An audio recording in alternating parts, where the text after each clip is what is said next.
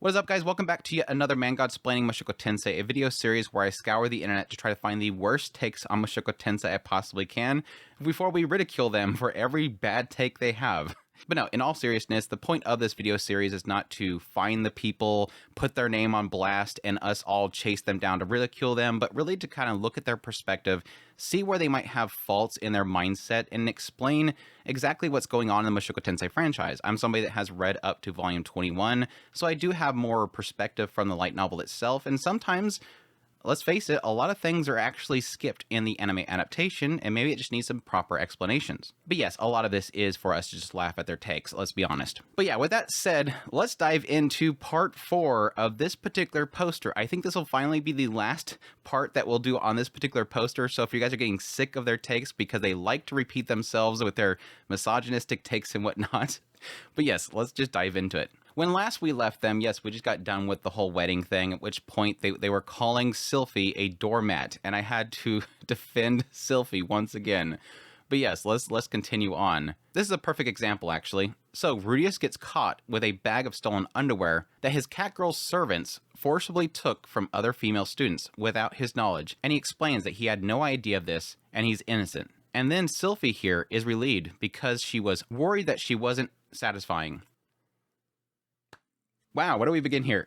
To be clear here, yes, in the previous paragraph, they were talking about this idea that Sylphie was like this person that kind of stands off the side, again, this doormat that just satisfies him as a wife, and that's it. That's her whole purpose, and she has no agency of her own. And I guess what they're kind of saying here is because of that, this is an example of it, because in the midst of this big scandal happening at the university, where Linnea and Priscilla had taken the underwear from the other students and offered them to Rudeus, this is proof that her whole point here, and the only thing that she thinks about in this situation, is this one thing. Not really. I think you're kind of dumbing down this whole situation here to, you're distilling it to the point where it makes your point, which is not really correct here. What happened here, again, you have Linnea and Priscilla, they knew that Rudeus has this Pantsu in his shrine. So they figured the best thing they can do to do a favor for him is to go around and take all the Pantsu from all the girls in the school and offer them to him. So this comes to the attention of the student council. And they all sit down together. They know it's Linnea and Priscilla. They know it's them. And this is so funny because you're going, oh my gosh, he explains he had no idea and that he is innocent. And I think you can imply it here in a second too. This idea that Rudeus is at fault here. Like you're obsessed with that this has to be Rudeus's fault. It's not his fault. But anyways, in the student council room, they know it's not Rudeus's fault. They know it's Linnea and Priscilla. So yes, when this whole discussion comes up between them, it's obvious going to be, well, did they do it for Rudeus and it's because he's, you know, maybe not getting enough in bed? Yeah, obviously Sylphie is going to be a little worried that she's not adequately supplying him with that need, that urge that he has. Everybody knows he's a gray rat. Luke in that same room is a gray rat. Gray rats are known for having really active libidos. It's plain and simple as that. I know this is a touchy subject for you and it's hard to really kind of understand here. It's simply an urge that they're afraid he's not getting enough of and that he might cheat on her. That's what people think that. Am I not sufficient enough that they would cheat on me? That's obviously going to be a thing there. Well, granted for Sylphie, she's perfectly fine with him cheating on her because she's used to the concept in this world, which is a very common concept. Again, the only people that are against the idea of a harem is the Millish church way down the south. So yeah, she'd be open to it. It's plain as simple as that. Just a little worried that he might not be not getting enough. And yes, this might trigger you more here if you're actually watching this. Luke and Ariel brought as wedding gifts to their wedding a wooden stick and an aphrodisiac. So yes, they're trying to help him get plenty. I brought it up plenty recently, but how this show is very conservative coded, again, it's really dumb, and patriarchal, yeah, whatever, cause look at this, come on. Not a single word about the girls who were forced to take their underwear off. All that matters to Sylphie is that she's good enough at fulfilling her wifely duties. Again, stop this. This is stupid. Every time you use words like this and try to pigeonhole storytelling like this, you're destroying your argument. I can't take you serious at this point. But anyways, that aside, It's not conservative coded. It's just humankind. This is humankind. This is nature. Welcome to humankind, nature, and everything. Anyways, and what's so patriarchal about a woman wanting to make sure that she's given a guy enough? Like, what if she wants it? I know that's an odd idea for you, but what if she wants it? Not a single word about the girls who are forced to take their underwear off. This is, again, another aspect. The anime kind of distilled it down a little bit much. But what, again, happened was that Linnea and Priscilla were going around, and they were offering brand new underwear in replacement for the ones they were wearing. So they got something out of it. And Ariel and them even talked about the idea that they didn't really bother much of them. And anybody that was bothered by it, yeah, they were going to get crap for it. Like, they were going to check in all these people. It's just in the anime right there, it didn't really get into it. But yes, this was something they took seriously. Ariel and them took it very seriously. And again, like I said before, in that meeting room, they're not going to talk to Rudeus about the trauma the women are going through. That would be rude to them. That would be invasion of privacy to them. Why would they inform Rudeus what the girls are going through when he had nothing to do with it? Linnea and Priscilla were the ones at fault, and these are the victims. Again, why would they bring up to Rudeus what the girls were going through? That would be an invasion of their privacy. Would you not find that to be something you would not do? So say a police officer comes to you and says, hey, your friend was involved in assaulting somebody. Would you expect the police officer to tell you what the girl was going through? No, because it's none of your business. It's none of Rudeus's business. So again, to use your logic there, they shouldn't bring it up to Rudeus. It's none of his business. It's Ariel, if they confide in them, and it's the girls. Linnea and Priscilla are the ones at fault. You think everything is Rudeus's fault, so you're expecting that everywhere that Rudeus is, even if it's not his fault, to include everything that's happening. The only reason this whole thing is a problem in the eyes of the show, it's not a problem in the eyes of the show. Oh, you mean the story. Because remember, Rudeus literally has a pair of panties that he stole from Roxy in his room right now. Again, Rudeus has nothing to do with this. Again, you're trying to blame him. Is that it makes Sylphie feel bad for not being enough of a submissive doormat of a wife that might not be able to satisfy her husband in bed, as is the primary function of a wife. No, it is not. Sylphie is not as much of a doormat as you think. And this is so weird that I am defending her because I think she is broken. She is way too passive. I feel that she's way too passive. I've stated several times when I was getting through this segment of the story, when Rudeus first got with her, I didn't feel that she was good for him. Because Rudeus is a type of person that's so broken that he needs somebody to guide him. And Sylphie's too much of a yes person. Why is that? Because she idolizes Rudeus. He saved her life. He taught her everything. He is the greatest person in the world. She put him on a pedestal. Sylphie is the way she is, not because she's a submissive doormat of a wife. It's just because that's how Sylphie is. You just want to put her into this archetype that fits your narrative that this is a patriarchal thing for misogynistic men. This is how Sylphie is. She's very broken, and this is the way that she kind of sees her life. And this is something that she has accepted that she wants. You just don't like the idea of people being okay with that. You don't like the idea of a woman choosing to be submissive. You don't like the idea of a woman choosing to do this role as a wife. You want women not to do this, but do this. That, I'm sorry, is extremely a terrible mindset to have. Along with having kids and raising them when we get there. I like how you're already making the assumption here. Under the eyes of the patriarchy. It's a patriarchy. Not that it's her decision.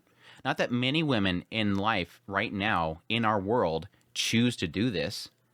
Not to dismiss their beliefs and what they want to do with their lives. Even when Rudeus isn't guilty of doing the violation, they still find a way to be gross and insensitive about and reinforcing ideas.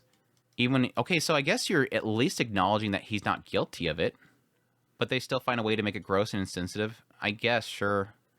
Again, that's your belief because you don't like the idea of a woman choosing to do this role. This show, once again, does not give it about actual victims of all and their feelings. Again, they're not going to bring this up to Rudeus. It's none of his business. Are you wanting them to parade all the girls that they took the Pantsu of into that room in front of Rudeus and have them explain to Rudeus how they feel?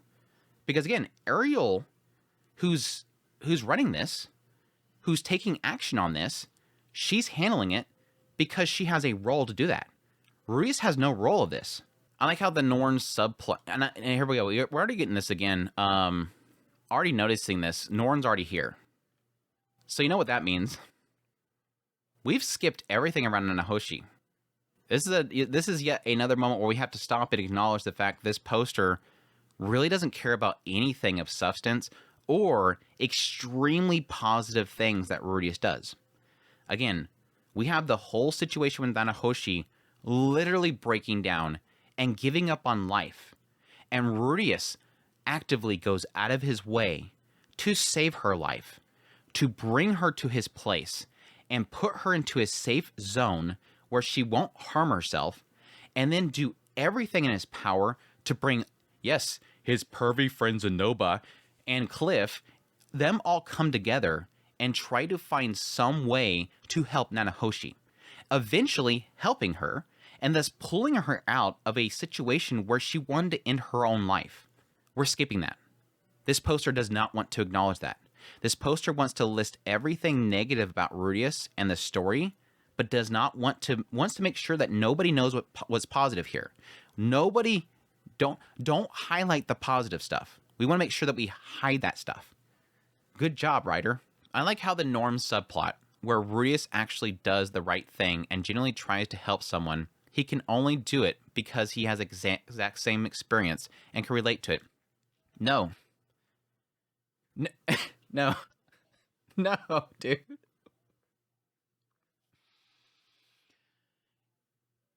To do something good, I like how you're still making it negative, by the way. He can only do it because he had the exact same experience and can relate to it. No.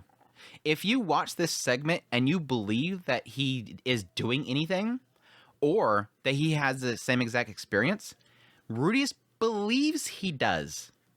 He hears shut in, and he immediately thinks she's dealing with the same thing I am. She's being bullied. He barges in that classroom and tries to find out who's bullying her. Nobody's bullying her. Are you even watching the show? At this point, are you even watching it? The whole point was that he thought, but it wasn't the case. He thought she was going through the same things. She wasn't. The only thing similar here is that she's shut in. That's it. That's the only thing that's same here. That's it. He can't think of the feelings of the girl so he won't grow in that area. But since he is personally sad about having been a shut-in, he can grow in that area and want others to not go through it either. It's ultimately rooted in himself. Again, he's personally sad about having been a shut-in. I hope that you're being serious about that, because it sounds, I don't know, I'm getting sarcastic out of this. I can't read anything that you type anymore without reading sarcastic, that you're kind of downplaying it. It's way more than being a shut-in. But yes, the aspect of the shut-in is the only thing similar here, and he doesn't want it to go through that. So yes, he doesn't have it. You're right. By the way, you're actually right here. Shocker right here, guys. He's actually right here. He or she. He can't think of the feelings of the girls that he is, so he won't grow in that area. Exactly. You can't empathize with that unless you've experienced it yourself. Yes, he's experienced a type of assault, but not the assault that he does to the girls. And again, I acknowledge fully that he did the same thing to Lynn and Priscilla that was done to him, and I hate that he didn't acknowledge that. But again, in most cases, hypocrisy isn't noted until somebody points it out to you, because you don't realize when you do it. But yes, it is ultimately rooted in himself, if I'm getting what you're saying here. Yeah, duh. Wow, character decisions and growth is based on your own self. Yeah, exactly. The writer isn't writing himself in the story, even though you really badly want the writer to tell Rudeus what is right and wrong and have it announced. And yet again, we have a conflict in the story where Rudeus isn't actually at fault for anything, but it's just about Norn changing her ways. It's yet another female character who realizes how great Rudeus actually is.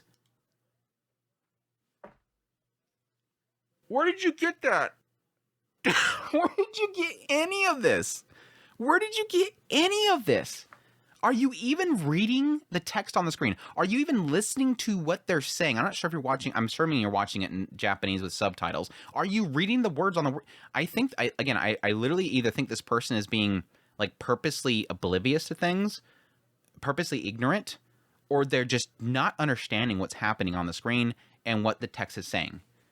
Nothing about this is what you're saying here. Rudeus isn't at fault for this. No. Rudeus is not at fault for any of this. None of it. Zero. The only thing he's at fault with is attacking Paul, Paul attacking Rudeus and them getting in a fight way back in Millis. It was Paul that took the first swing and he should never have. But they fought. And that affected Norn, obviously, because Paul was on this pedestal for her. She was his only person in life. And Rudeus, this person, came out of nowhere and attacked her father. So yeah, she didn't like him, hated him, feared him. But then she got to the north. She got here, and at that point, she didn't want to be there. But at that point, when she was there, she felt like she had nobody on her side. Everybody loved Rudeus. She didn't. Nobody would hear her in her suffering because everybody was on Rudeus' side. She was alone. So she goes to the university. She gets a place to stay at the university. And there, suddenly everybody has this expectation for her to be as great as Rudeus. They assume, because she's the sister of Rudeus, she will be as great as Rudeus. And that expectation compiled on her, the weight of it on her, drove her down. Why can't I be as good?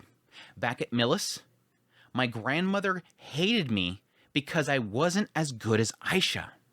And now I'm here, and everybody has the expectation I'd be as good as Rudeus, the person she never liked. Thought that he was a creeper, and rightfully so. She wasn't wrong. He's got these Pantsu. Anyways, yeah, he's a pervert. He's creepy. He's doing all these nasty things with Lenny and Priscilla. She believes they're bullies. Lenny and Priscilla are bullies. They're very rough. She thinks that he's walking around with a gang. Why does everybody idolize this guy? She can't understand it. The weight is pounding down on her. Some point she realizes she's got it wrong. This is the realization. It's not Rudeus' fault. It has never been. It's her own fault for having these preconceived notions about him. And that's not her changing her ways. It's her just coming to a realization that she's got it wrong. And this person before her, standing there, patiently, waiting for her. He's not saying that she should fix herself. He's not trying to fix her, change her ways. He's just standing there. He's just at her side. He's just there. Which simply, for a lot of people that are struggling, they don't need somebody to tell them something.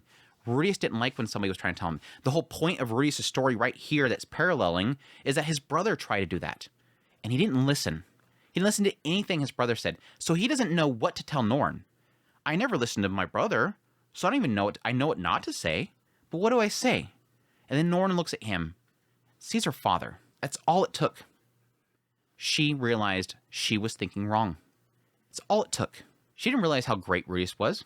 She simply just realized that he wasn't the nasty person that she thought he was. And yes, he is great. Yes, to her right here, he is actually great. Because he's extremely talented. And everybody likes him. I know that bugs this writer. People like Rudeus. He's actually pretty incredible. Again, something you don't want to point out here, he one-shot a Demon King. Yes, people think he's amazing. Why wouldn't they? Is this bad in isolation? No. You can pull up whatever reason for why this makes sense in the story, and you'd be right. Of course. Always right. I'm glad this writer is actually acknowledging what I'm thinking right now. But the point is that this is in line with the past trends. Rudeus is constantly excused by the other characters, especially his doormat of a wife, Sylphie. At this point, she's only done it once. She literally, and it wasn't an excuse. She just said that she was relieved that he wasn't trying to find some other way of getting his jollies off. It's just once. Who we'll get back to, I'm sure. His objectification of women goes unaddressed. He can girls without any pushback, make perverted figurines of them, steal panties from them. My God, dude. We're at the point now where this writer is just trying to throw as many things to make you have to defend it without ever actually getting anything. This is actually a tactic that some people use in debates. It's the idea of throwing the other person into constant defense mode by constantly throwing random things that aren't true that you have to keep addressing. That's what we're doing here. I don't even know if I want to bother, but I'm going to do it for a bit, but I'm not going to keep doing this because this is exactly what this person's doing. This is directed for women that goes undressed. Where'd this happen? Yes, he's eyeballed people here or there at this point in the story. He's eyeballed people here or there. Big whoop, grow up. He can girls without any pushback. When here recently has he done this? It was Lenny and Priscilla. That was the last time this happened. They're beast folk people. They view things like this differently. This isn't modern day United States or whatever, where they're going to go to the lawyers and they're going to get onto him. They actually view him because they are beast folk. They view him as basically their tribe leader right now. He is their pack leader. They're not going to do anything. Yes, this story is explaining it, and thus that means the writer is misogynistic, whatever. Make perverted figurines of them. Again, you made this up last time. I'm not going to go over it again. They're not making perverted figurines right now. Still panties from them. Lyndon presented that. No, you can't use Rudeus telling the Beast Girls to return the underwear as proof that he's grown. He didn't tell them to return the underwear. He gave them to Ariel, who's handling this particular crisis. This incident at the university, Ariel's handling it because she's a student council president. Rudeus doesn't handle that. He's not going to walk up and down the halls and say, hey, did somebody steal your underwear? Look in the bag, grab yours. Prove that he has grown? No, he just doesn't want to cause a problem when he still has Roxy's underwear without her consent. What, is he going to go find her and give it back? I mean, is he going to go find her and give her underwear back? Is she going to travel over to, I don't know, the Demon Continent? No, they're in the Beggar Continent by this point. So he's going to go to the Beggar Continent to give her underwear back? I even pointed out during the whole incident in Season 1 with Paul that when we finally have a conflict where Rudeus could be in the wrong, we paint it so it's like 90% Paul's fault. I don't even remember that. Just like how here, Rudeus may have grown from his previous life in that he's not a shut-in anymore. But at the moment, he is not doing anything wrong, and it's Norn who misunderstood Rudeus, like every other woman in the story, who absolves him absolutely of any wrongdoing. The hell are you talking about? Again, I don't know what you're talking about with the whole thing where Rudeus could be in the wrong, and we paint it so like Paul's 90% at fault. The only thing I can think of is possibly you're talking about the whole situation with Rudeus grooming Sylphie thing, which again, Paul's seen that if he doesn't choose to be with Sylphie in the future, Sylphie's going to be destroyed. She is so attached to him. I got to separate them. So I'm guessing you're saying that thing we're proving that it's Paul's fault. No, I don't think that's the case. But again, you're stuck on this thing where Rudeus does something where Rudeus is not at fault for something, but you're still mad about it. Like I don't understand this. Everything for you has to be Rudeus did something wrong, right? Or if Rudeus didn't do anything wrong, it's the woman's fault. What does Norn have anything to do with Rudeus wrongdoing? It's just because Norn misunderstood Rudeus, and then everybody... I don't know what you're talking about. What are you on right now? Rudeus is also largely a shut-in, and not a shut-in now because of his circumstances. He became a shut-in because of abuse, which really should be something the story should dig deeper into, but I know it doesn't care about itself. It's literally its driving force. What more do you need to show? Did you need a frontal shot of it? What do you want? Again, every time he's in a room and everybody looks at him judgmentally, he shuts down. What more do you want? And now he's not a shut-in, mostly because he's reborn in a world and family and opportunities where that's a much smaller possibility. Okay, sure, he's a bit scared still in like one scene with Roxy, but as a person, how much has he actually grown? Like, I'm guessing you want a statement about this? Really, again, this is another one of those moments where I think you're wanting it to say something, but you're not wanting to see it. And the story has always been, watch, see it, watch him walk forward. Again, it's not a redemption story, it's a future story. It's him walking forward. A lot of his flaws are the same. He's not depressed anymore, and that's mostly because he happened to be reborn into a scenario that was tailor-made to get him out of that.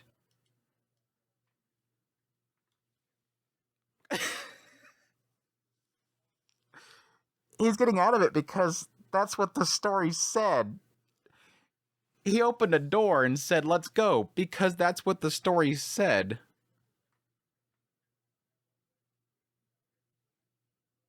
It's just a meet the right people thing. People get over their issues. Why? Because they meet the right people. A lot of people will get over things themselves, but a lot of people just need to meet the right people. Roxy at the get-go was the right person for him to meet. Thankfully, he met Roxy. Thankfully, Roxy pushed him forward. Otherwise, he'd probably be still in that house. It's also worth reiterating that Sylphie is so... Oh my gosh. Female... oh my god, dude. Sylphie is so incel, wish fulfillment coded. What's this coded word? That you love this coded word, don't you? I think coded is... I think their way of using coded right here is because if they want to claim something as kind of in this, like, mold, like it's a trope, I think they're using coded instead because it makes it sound cooler. Don't say trope, say coded. That it's basically impossible to see her completely indulge Rudeus and never care about his consistent harassment of girls as long as he's emotionally fulfilled enough as anything but the ideal woman under patriarchy.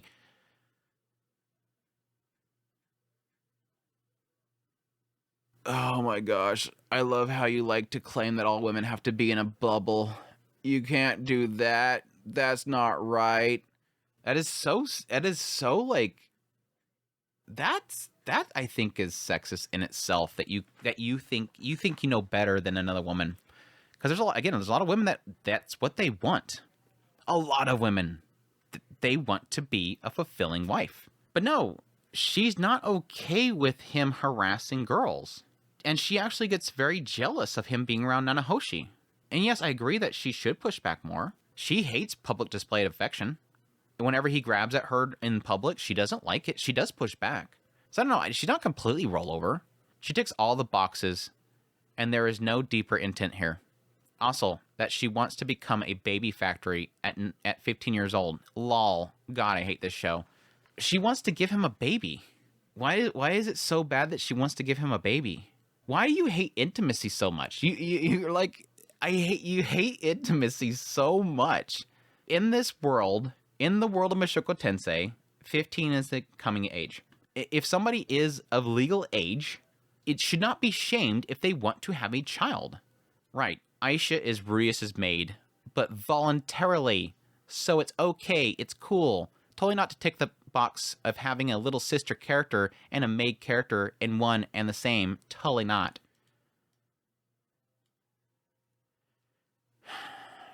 This is one of those things that troubles me about this writer, or this person that's writing this. Aisha's story is so freaking tragic and super interesting, and all you can think about is the fetish box. All you can think about is that it's the little sister maid and it's filling that category. All you can think about is exactly what the story isn't doing. Like, you're obsessed with it ticking this box, and the story isn't even doing that. That's where you're extremely wrong.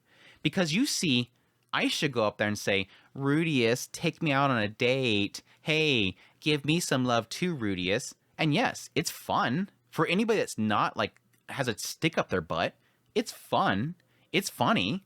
All that kind of stuff. But the story isn't actually doing that. Refugin likes to open up things like that, where you get that assumption, and it fits that category. But that's not what they're doing. Aisha's story is actually extremely tragic, and it's totally screwed up. Again, the thing that you missed earlier is that Lilia blamed herself and internalized all the blame into herself that she betrayed Zenith and slept with Paul, and that she decided to raise Aisha to serve Rudeus, who saved her life, because he technically did, because she would have been out on that road in the winter and would die. And even if she lived long enough that she would end up having to bear that child in that long journey, she wouldn't make it, and her child would die. He saved them, so she dedicates Aisha to him, raises her as a maid, and that's all Aisha wants to do now. She's been groomed to do this, and that's where the story is super tragic, but at the same time, extremely interesting. But you don't want to give it a shot, because you want to peg it into these categories and dismiss it. Aisha's story is extremely interesting. I like how Sylphie talked about just a few episodes before that she might not be able to get pregnant, given that she's an elf. But she got pregnant super easily at 15. Lol. All right. You're going to like this because this would be a W for the anime adaptation. They went at it a lot. She's been told that elves don't get pregnant easily. It's a thing with elves. It makes sense because they're so long-lived. You wouldn't want them getting pregnant so easily because you probably get like way too many elves. But they went at it a lot. But no, I think at this point she would probably be 16. I could be wrong there. Also, once again, way to point out that during this happy moment of him hugging his wife after telling him he's going to be a father, he immediately, or this guy, seriously, and anyone who says he doesn't chick win anymore, again, who says this? This is, again, something you're making up in your own mind. There's these fans that say, like, everything that you think is wrong is opposite, which is really weird that you do that. But what is wrong with this? Again, I think you have a problem with intimacy. I think you have a massive, massive problem with intimacy, or you're extremely jealous of people being intimate. You don't have a love life of your own, and so you really hate it when people are really handsy with each other, and you just want to assume that everything is, oh my gosh, how dare you do that? Sylphie could have said, don't do that. How dare you? Stop doing that. He just chose to do that because guess what? They do it all the time, and they're very intimate with each other. Sylphie wants it. Sylphie loves him. He loves her. And guess what? People who love each other do things like this. I know you'll probably never experience this ever in your life, but this is a thing that people who are in love do. I know.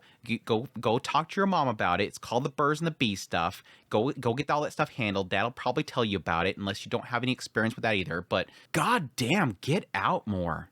Learn about how people interact with each other. You're so close in your little tunnel that this is offensive to you. Grow up. Naturally, you can love your wives, but there's no time and place with this, and it's all Sylphie is good for as a wife. Oh my God, you're so jealous. Oh my God, you're so jealous. You're so jealous. You're so mad. Oh God, you're one of those people that when they're in public and this guy like just kisses his wife on the lips, like they just kind of kiss each other. You're like, excuse me, stop assaulting your wife and don't do that in public. I bet you're a Karen, aren't you? You gotta be a Karen. You're so a Karen.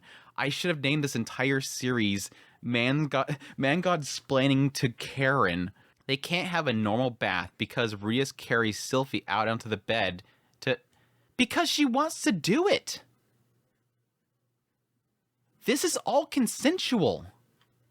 This is consensual. They love each other. They both want to... Again, get out. Get outside. Meet people. Oh my gosh, you're such a Karen locked up in your house.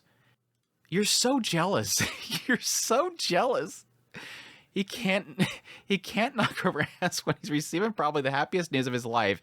Anything else, the further from the mind, I'm generally going to lose it.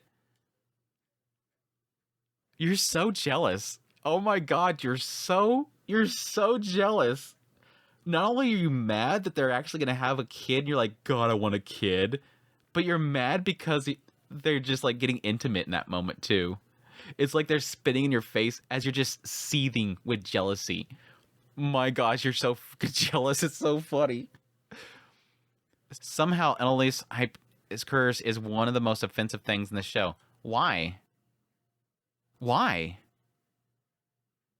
Because you're so like locked up in your own little sensitive bubble that anything remotely sexual is like super offensive to you. Oh, we just seen that earlier. Never mind. I'm asking a dumb question. Again, we're gonna skip a bunch of stuff that's actually good in the story. We're going to skip straight to the next part. I'm guessing that's super offensive. Okay, I thought that I was going to finish this in one more, but I think it's going on long enough. I'm going to go ahead and call it for the week. We will come back and we will finish this one next week. I swear to you, next week we will finish this particular man God splaining Mushoku Tensei thread, and finally be rid of this particular poster. But again, it's going on long, and I don't want to spend too long editing. This is usually like my easy throw together for every week, and I really enjoy doing it, and people really find it therapeutic. So, with that said, thank you guys for taking part in this Man God Splaining Mushoku Tensei thread series, whatever, laughing at weird takes of Mushoku Tensei. I hope you guys enjoy, as always. If you did, hit that like button down below, comment. Let me know what you think of this whole segment. If you're new here, make sure to subscribe before you leave. If you like this content and you want to support the channel more, I have links in the description below. Greatly appreciate what it does. Until next time, y'all take care.